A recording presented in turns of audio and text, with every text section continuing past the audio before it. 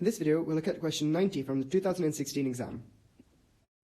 So in this question, an object of mass 20 kilos is pulled up a rough plane, which is at 30 degrees to the horizontal. We know that it has an acceleration of 2.5 meters per second, and it is attached to a rope, which goes here around a pulley at the top, and the other end is attached to a load of 30 kilos. We are supposed to find the force of friction between the block and the incline. So let's just have a look at our diagram and try and draw in some forces. So, well, the first force which comes to mind is force of gravity, acting on both of the blocks, 300 newtons and 200 newtons, like this, 200 newtons. And this angle of 30 degrees also has to be here, 30 degrees. So the projection of the force of gravity into the direction of the incline is now 200 times sine of 30.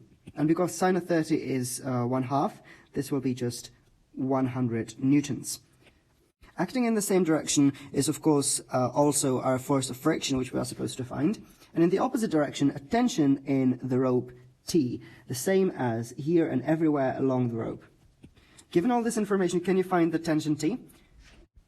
And because the black block also has to move with the same acceleration, 2.5 meters per second, we can write a statement of Newton's second law, which says that the mass times the acceleration must be the resultant force of the two, the red one and the blue one.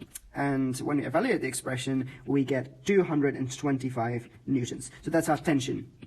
And now when we look at the white box alone, we see that there are three forces acting on it. Tension 225 to the right, there's a projection of gravity pulling downwards, or to the left in this diagram, 100 newtons, and the force F, which we are trying to find.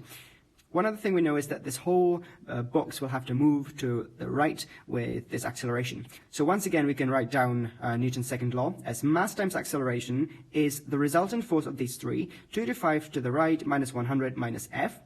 And again, that's a linear equation in F, so we can express F in terms of the numbers, which gives us 75 newtons. So that's the final answer for the friction between the block and the incline. And in the exam, it was option C.